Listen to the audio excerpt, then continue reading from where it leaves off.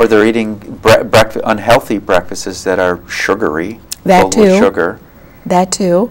It burns off in a hurry, so then the energy level doesn't sustain itself for a positive day. Mm-hmm. Okay. Oh, and so when you work with children of different cultures, you know, let's say if their parents are born out of the country, if they're born out of the country, what are some of the cultural sensitivities you have to pay attention to, or is basically it's the same process, learning about moods for all children? Well, I think a lot of it is the same process in terms of moodiness, but there might be certain ways that a parent would talk with their child, or there might be certain nonverbal signals that are distinctive. We do a lot of talking nonverbally too, and I think any parent who wants to read their child's moody moves needs to be pretty good at reading body language. Sometimes we forget that. It's not just the words, it's really the behavior, and the look on a child's face can mean a lot. Yeah, you want to elaborate on some of the nonverbal communications that parents should pay attention to? Well, I think for the child, for the quiet child who isn't so demonstrative, a parent wants to really watch a little more closely to see what's going on in that child's face, whether the child is looking down, whether they're able to maintain eye contact when they're telling them something about going to school and maybe having a conflict there. There really are lots of subtle cues that a child gives off, and a parent can learn to pick them up from a quiet child who isn't saying as much. Yeah, I would think isolation is a form of nonverbal communication, and where the child sits in proximity to the parent. All of that. Yeah, yeah. All right. Let's see. How many moods could a child exhibit on an average day, and how many moods could a parent display on an average day? I think that varies household to household, but there are some families where it's like a fast-moving movie. There are many, many moods that go through the household. Probably if you have several children, this helps to escalate the number of moods. But I think why is that? Why do more children escalate the number of moods? Because everybody has needs that they want to meet, and it gets pretty tricky when you have a number of children. One of them needs some friend time, another one needs energy because they've run out of energy, and the parent probably has multiple needs at the very same moment. So this is why it's so challenging. And should parents ask their children, what mood are you in? Well, they could ask, but the young child wouldn't be able to say.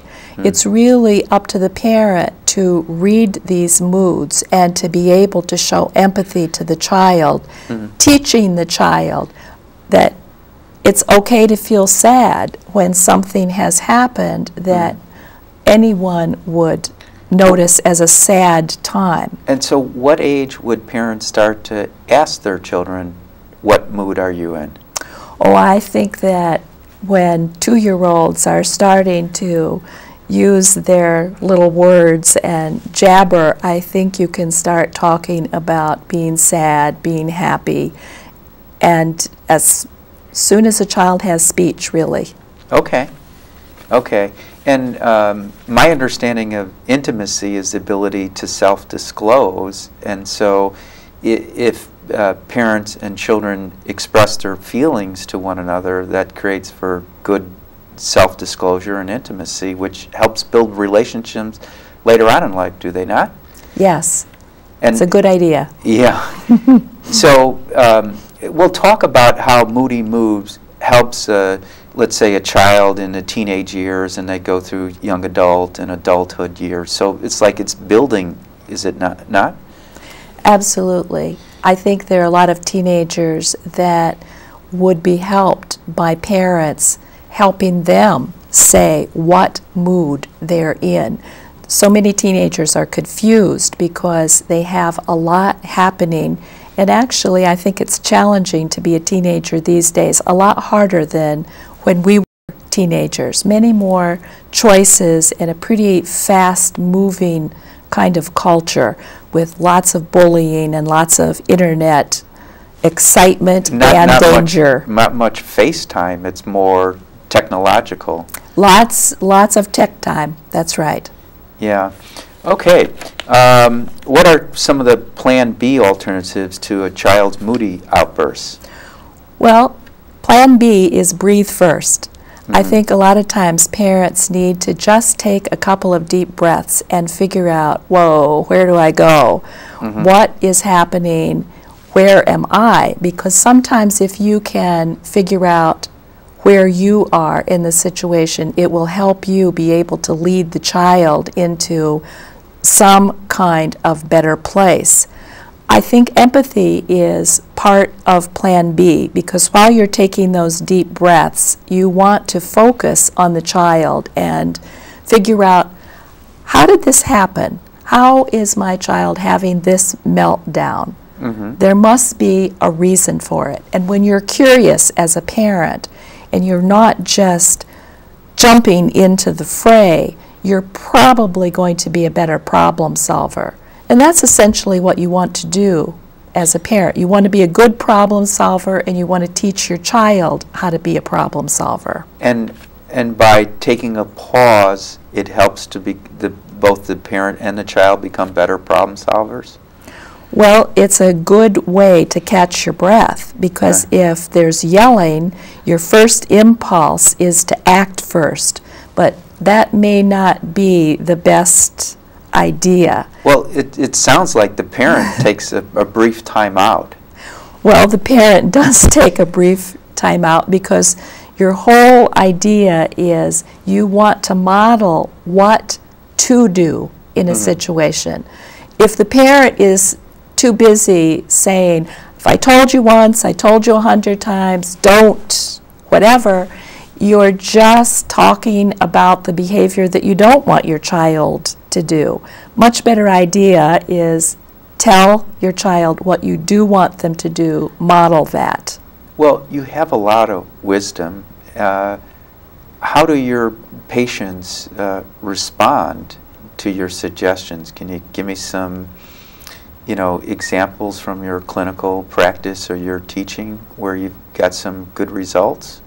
Sure. For the young child, you often need to play out some of the situations. The very young child cannot speak and say, oh, this happened yesterday and then something else bad happened. But when given masks and puppets and other toys, very often a child will play out the conflicts that are happening. It's a pretty interesting process. Oh, is it play therapy? With the very young child, it is play therapy.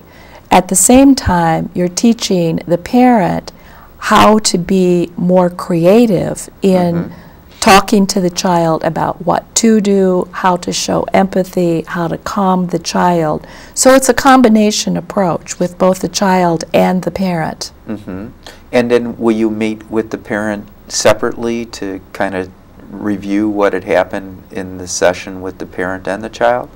I usually start each session with the parent and child together so that we talk together about what's going on and what it is that the parent would like to change. I like to have the child hear right from the parent's words what it is that maybe needs to be a little different. Now, is it just one parent or both parents? It is two parents if there are two parents, but there are many single parent families today. And then what about if the parents have multiple children? Do more than one child attend your session? It depends on whether there's a conflict between the siblings. That is not always the issue. If that is the issue, of course, then there would be both children in the session. So who are some of your teachers who inspired you to do